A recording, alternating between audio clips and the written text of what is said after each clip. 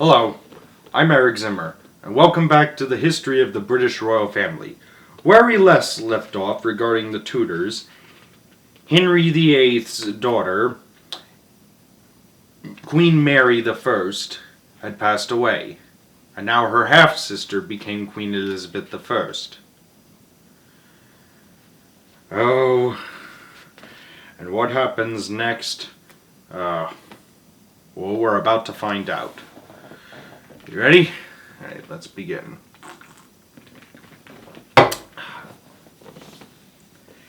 Chapter 9. The Tudors, Part 4. Gloriana and Gore. Now Elizabeth was Queen of England. At only the age of 25, the journey to the throne had been a hazardous one. Queen Mary had hounded Elizabeth and imprisoned her in the Tower of London. King Charles of Spain wanted her executed. English Catholics believed she was Protestant and hated her. To them, she was illegitimate, not only by birth, but also as queen. But if Elizabeth's life was in peril before she came to the throne, it was far more dangerous for her afterwards. More enemies were lying in waiting. On England's northern border, Scots were making trouble. Catholic kings of France and Spain wanted to invade England and remove Elizabeth from the throne. Pope Pius V was Elizabeth's avowed enemy too. He excommunicated her in 1570. Oh. But Catholics at home and abroad were not Elizabeth's only problems. England was a small, poor country. Its armed forces were below par. Its people were exhausted and confused by 25 years of religious dispute.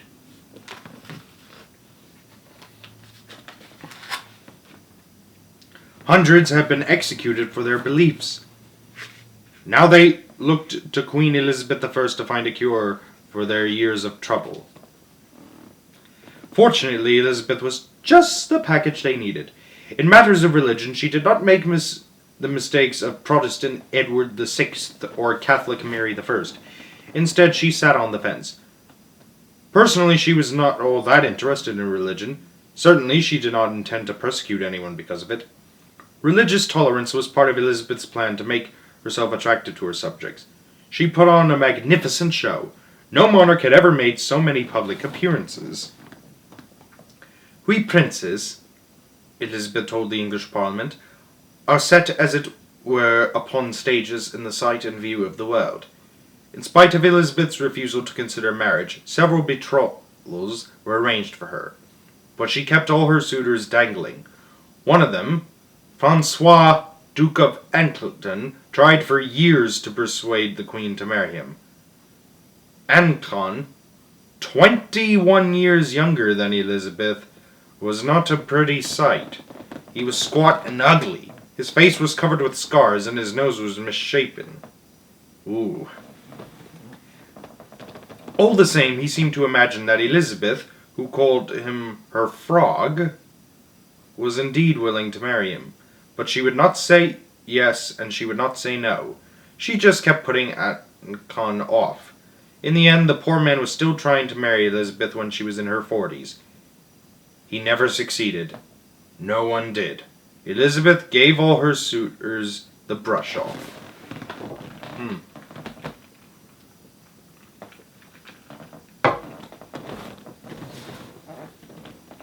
Elizabeth had several reasons for doing so. First of all, she was frightened of marriage. And second of all, she was scared of childbirth. Childbirth was still very dangerous for women in the 16th century. Elizabeth had seen Jane Seymour die after giving birth in 1537. In 1548, Catherine Parr had died the same way. But that was not all Elizabeth was afraid of. Her father, King Henry VIII, had executed 2 of his wives.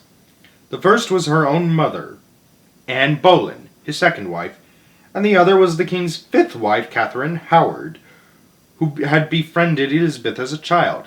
Elizabeth's half-sister, Queen Mary, had made enemies among her subjects by marrying Philip of Spain.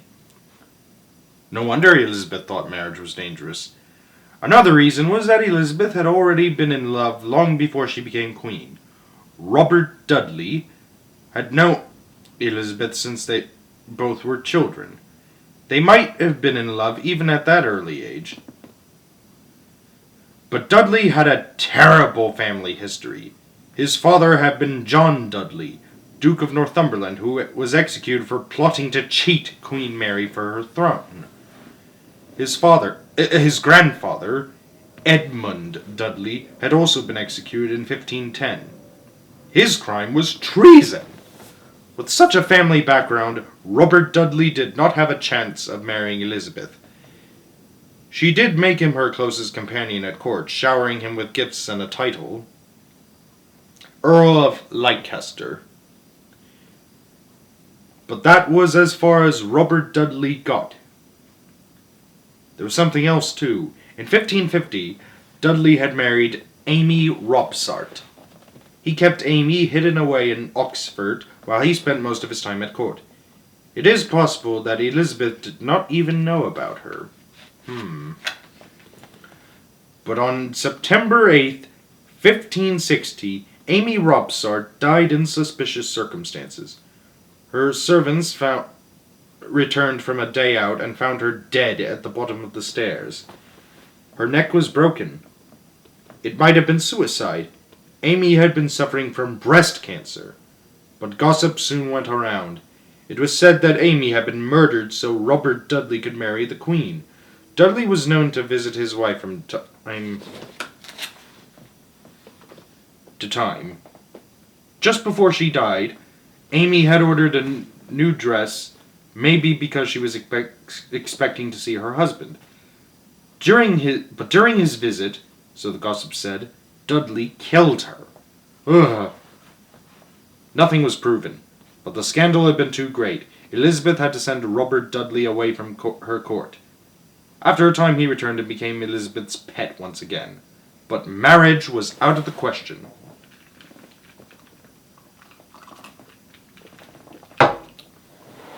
Even so, it seems that Dudley still wanted to marry the Queen. In 1563, Elizabeth suggested he might marry her cousin, Mary, Queen of Scots. At that time, Mary was heir to Elizabeth's throne. So Robert Dudley could have become King of England had he played his cards right. But he had not. He refused to marry Mary. He preferred to stay in London, close to Elizabeth, and hope. Mary, Queen of Scots, became a big problem. She was Catholic. The French and the Spanish wanted her to become Queen of England once they had removed Elizabeth from the throne. Catholics in England wanted the same thing. But in 1568, the problem grew bigger. Mary was forced to abdicate and fled south, where she placed herself under Elizabeth's protection. Elizabeth granted Mary the protection she sought. Mary wanted Elizabeth to help her to get back her Scottish throne. Elizabeth agreed to consider it. But she did not like the idea. Mary on the loose in Scotland would be more trouble than Mary in England. So Elizabeth stalled and went on stalling. Mary pushed her plan several times. In the end, it was foiled by her son, King James VI of Scotland. He grew up cold-hearted and cutting. He did not want his mother around. James was, after all, the second heir to the throne of England after Mary. If he played his cards right, he would have 2 crowns instead of 1. If Mary was not about to return to England, what was Elizabeth to do with her? Elizabeth decided that Mary must be kept under house arrest. She would be comfortable and have servants, but she would be watched. English spies planted in Mary's household could read letters and messages she received. Even more important, they could find out who sent them. Of course, Catholics and other sympathizers might try to rescue Mary. As a precaution from time to time, Elizabeth had Mary moved from one house to another. Catholics were not fooled. Several attempts to rescue Mary were made. All were unsuccessful. Fending off rescuers was largely the work of Sir Francis Walsingham, Elizabeth's Secretary of State. Walsingham was really a secret agent, and a very good one too. He had 53 agents planned in foreign courts. Another 18 worked for him in Europe. Between them, Walsingham's spies kept him well fed with information from 42 European towns and cities. Thus, he was always one step ahead of conspirators who wanted Mary free and Elizabeth dead. Walsingham hated Mary. He called her that devilish woman. His aim in life was to destroy her.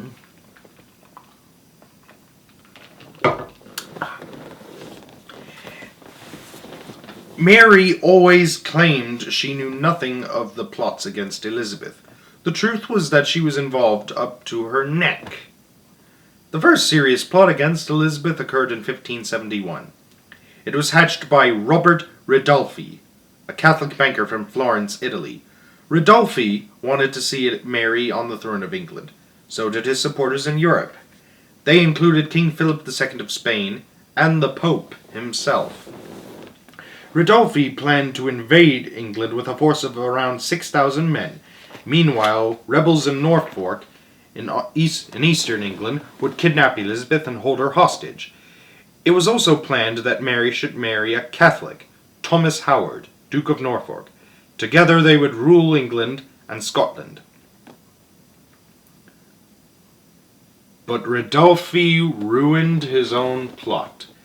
He could not keep his mouth shut.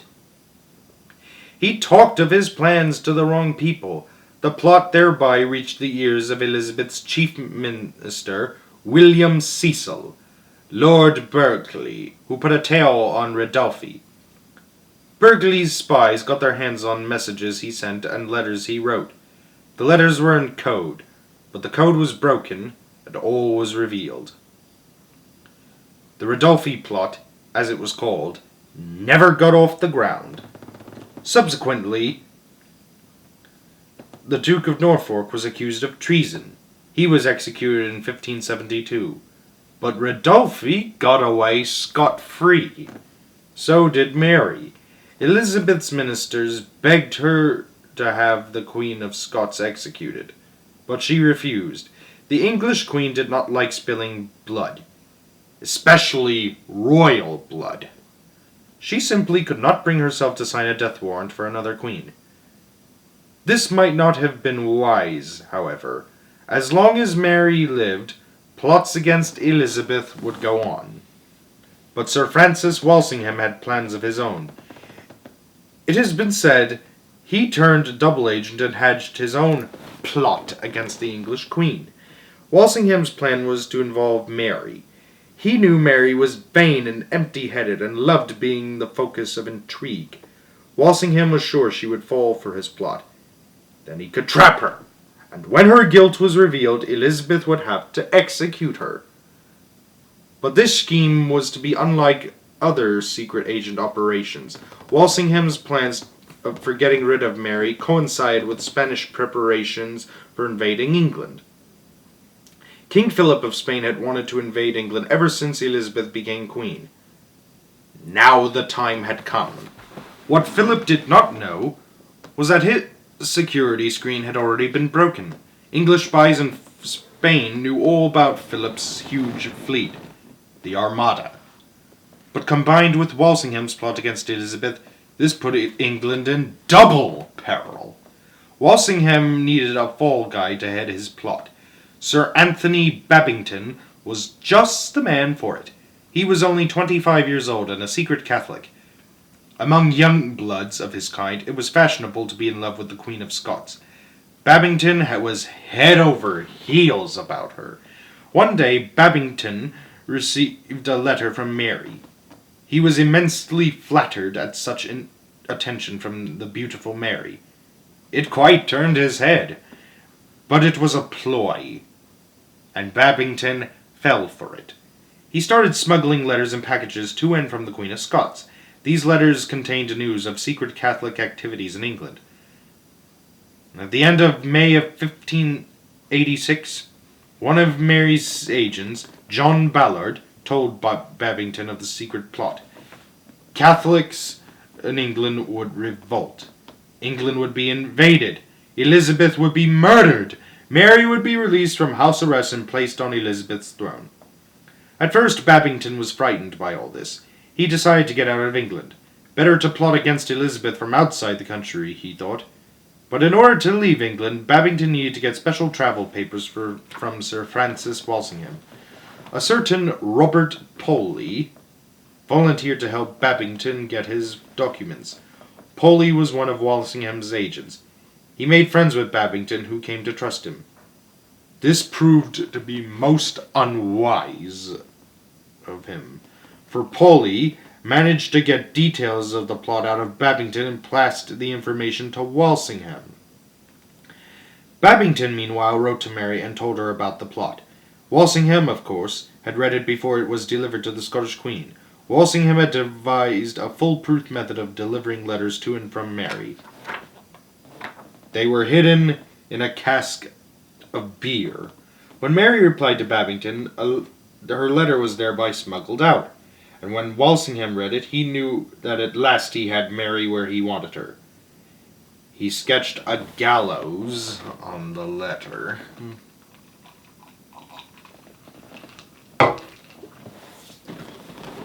Babington went into hiding in St. John's Wood in North London, but Walsingham's agents soon found him. Babington was taken to the Tower of London.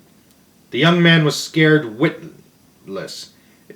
It soon turned out he would say anything, betray anybody, to save himself. At their trial for treason, Babington put all the blame on John Ballard. It did him no good. Babington was sentenced to be hanged, drawn, and quartered. So was Ballard. Terrified at this gruesome prospect, Babington begged Queen Elizabeth for mercy. He offered the huge sum of £1,000 to a friend, if the friend could get him off the charge. This did not work either. On September 20th, 1586, Babington and Ballard were dragged through the streets of London to where a huge gallows had been specially built. Babington was forced to watch as Ballard suffered the tortures of a traitor's death. Somehow, during this ghastly procedure, Babington found courage. Instead of praying on his knees as Ballard died, he stood upright, hat in hand.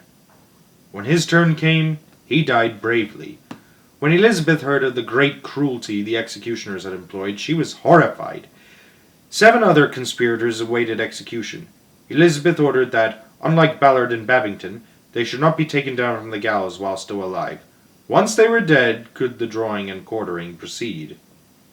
Mary, Queen of Scots, went on trial at Fotheringhay Castle in Northamptonshire the following October 14th. Mary was defiant from beginning to end. The court had no right to try her, she protested. She was not going to admit to anything, except to a desire to be free. I came into this kingdom under promise of assistance and aid against my enemies and not as a subject, instead of which I have been detained and imprisoned. I do not deny that I have earnestly wished for liberty. Can I be responsible for the criminal projects of a few desperate men, which they planned without my knowledge or participation? She was, of course, lying through her teeth. The judges were not impressed. Mary was found guilty of treason and sentenced to death. William Davison, Elizabeth's secretary, drew up the death warrant. Predictably, Elizabeth refused to sign it. But Walsingham, Burghley, and other ministers were not going to let her off the hook. They nagged and pleaded with Queen Elizabeth. They argued that if Mary were allowed to live, other potential traitors would believe they too could get away with treason. They reminded the Queen that before long, Spaniards were going to invade their realm. If the invasion succeeded, Mary would become Queen of England. That finally did it. The idea of Mary on her throne, as a puppet of Philip II of Spain, was too much for Elizabeth. She signed the warrant, and on February 8th, 1587, Mary, Queen of Scots, was duly executed. In London, bells rang and bonfires were lit to celebrate the execution. Huh. But when Queen Elizabeth learned that Mary was dead, she had a fit of hysterics. She wept, she wailed, she threw herself around dramatically. She blamed her ministers, calling them criminals. But Lord Burghley told the Queen to stop play-acting. No one, he said, was going to be convinced by her antics. Everyone knew she had hated Mary and was glad to be rid of her at last. The following year, 132 ships of the Spanish Armada left Spain for the invasion of England. King Philip was sure that his enterprise of England would succeed. But he was wrong. The English Navy had a secret weapon.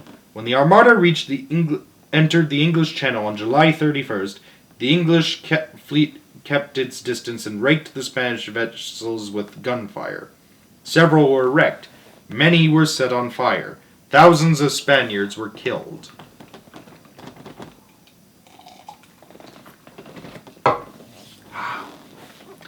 Then the weather in the English Channel turned stormy and violent. Ferocious winds drove the Spaniards to the eastern end of the Channel. From there they limped back to Spain around the tip of Scotland. Of the Armada's 132 ships, only 60 made it home. Of the Armada's 30,000 crew, more than a third, 11,000 men, perished. The English had scored a tremendous and unexpected victory. They celebrated with dancing in the streets, bonfires, and fireworks. A vast quantity of beer was drunk as the English toasted their queen. Elizabeth celebrated more quietly. On November 24th, she held a service of thanksgiving in St. Paul's Cathedral in London. And that's all for the Tudors. Next time, we're going to learn about the Stuarts, the next royal family name. Thank you. Have a good night.